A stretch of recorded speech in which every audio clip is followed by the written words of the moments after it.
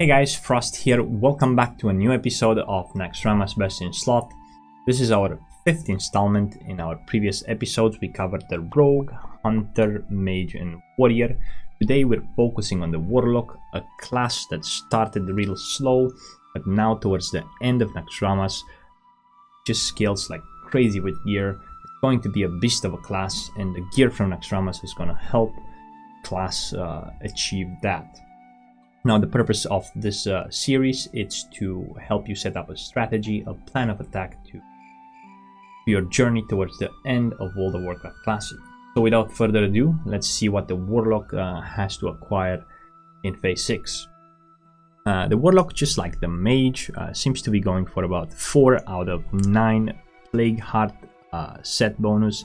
However, having a full Plagueheart set would be like godly, not only in terms of stats, in terms of looks as well. It seems like the Plagueheart is pretty good in PvP as well.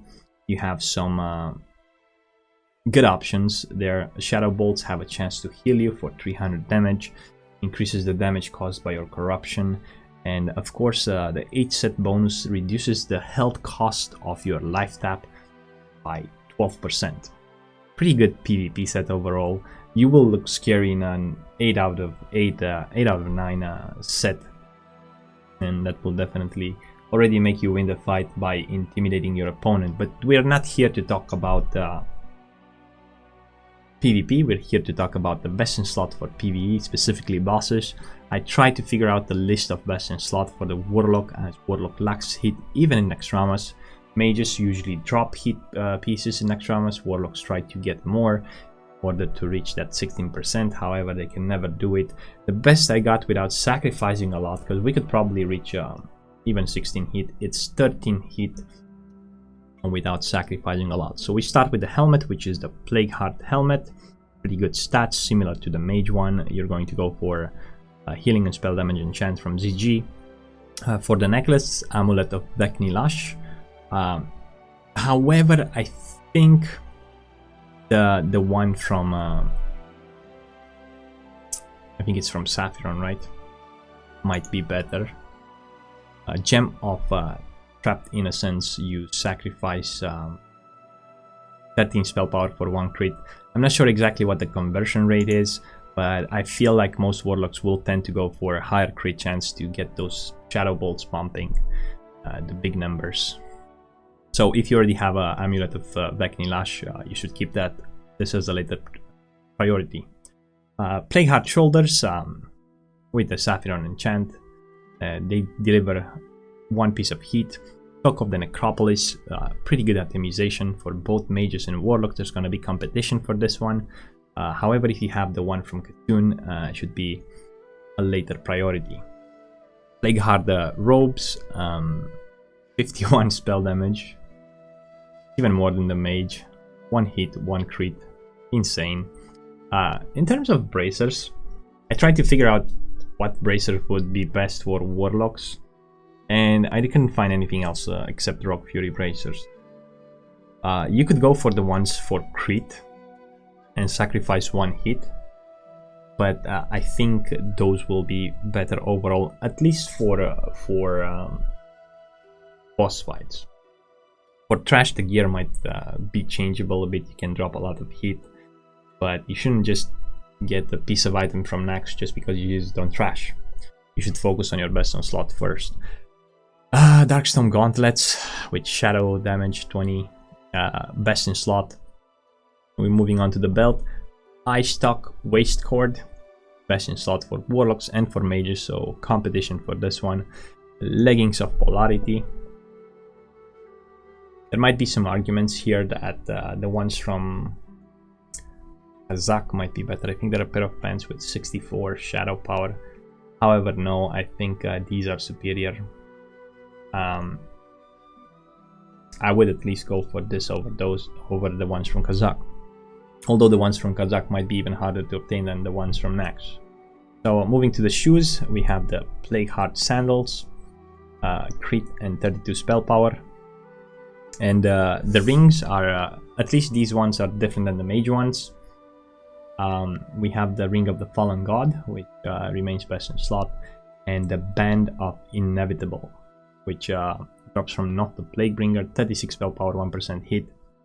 Huge stats on both of them, a lot of raw spell power here, and hit on both items, which sets us to about 13% hit chance.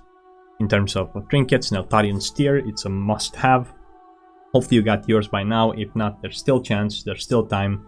And the Restrained Essence of Saphiron seems to be the second best in slot trinket. Of course, if the fight is undead, go for the Mark of Champion from Kel'Thuzad Phylactery, and you seem to be very good. The ones, it seems to be like the Wand of Fates from Patchwork, might be easier to acquire than the one from Kel'Thuzad, I think it's Doomfinger. In some situations, Doomfinger might be better, but overall, Wand of Fates will give you more. Actually, quite their own par. However, this would be easier to acquire, and you should be focusing on other upgrades if possible. Ratblade and Saphiron Eye seems to be best in slot for all casters in Classic WoW, unless you want to go for Athiesh. Athiesh might be better, of course, but you all know that 1, 2, or maybe 3 max persons in a guild will get Athiesh until the end of Classic. If you're not one of those persons, these are the weapons you should focus on. They're easier to acquire early on, as you don't have to collect 40 splinters and do the quest line. You'll benefit from them all the way until someone gets the first Athiesh. It's a bit of a judgment call. If I will go for Ratblade and Saphiron's Left Eye, that's my point. If I'll get like a second or a third Athiesh, if I'm gonna play that much Classic, although BC will come soon, Athiesh will be useful in BC to summon people to Karazhan, I guess, and even use it as a weapon for a while. Other than that, in terms of trinkets, I guess the Eye can be useful. It drops some Thaddeus, 2% critical strike, and reduces the threat you generate by 35 or 20 seconds. If you're a Horde side, this could be a useful trinket. And it does have some raw stats, and helps you reduce some of the threat you push with your spells, with your Shadow Bolts, as Warlocks really struggle with that, especially with the gear that they get, and if they're world buffs, they might pull aggro and die. This is a nice trinket to have as a backup, that's so to say. So having more trinkets in your inventory will help you. Priority would be Neltharion Steer if you don't have it so far. If you want to gear up for trash, assuming you still have some of the old gear, there's some gloves in Blackwing Glare that gives 40 something spell power for trash. However, this is only if you really want to min-max parse and so on. You could get the bracers with crit, what their names, the Soul Harvester bindings eventually. Here.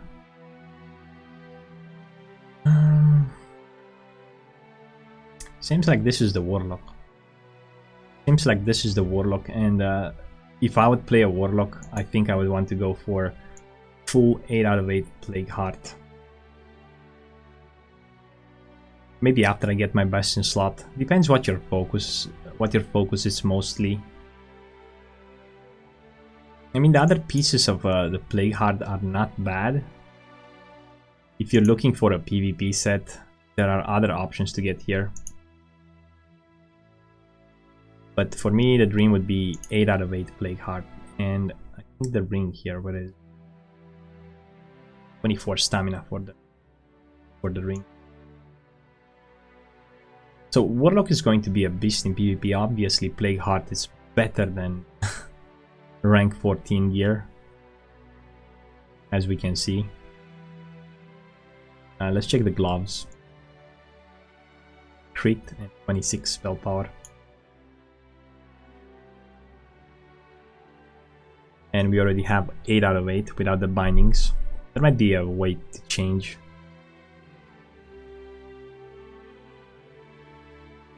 Wow. I cannot wait in a way or another to see Warlocks walking in Orgrimmar or Stormwind. I'm playing on my Alliance character, to see them in full set. I think it's one of my favorite sets that in Classic.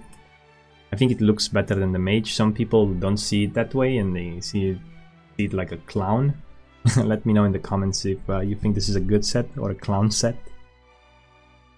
Other than that, about Warlock, for talents, I chose the talent spec. Which probably most Warlocks will play, which is DS Ruin. And I have a couple of points in Affliction to get the Corruption and points in Suppression. But yeah, this is it.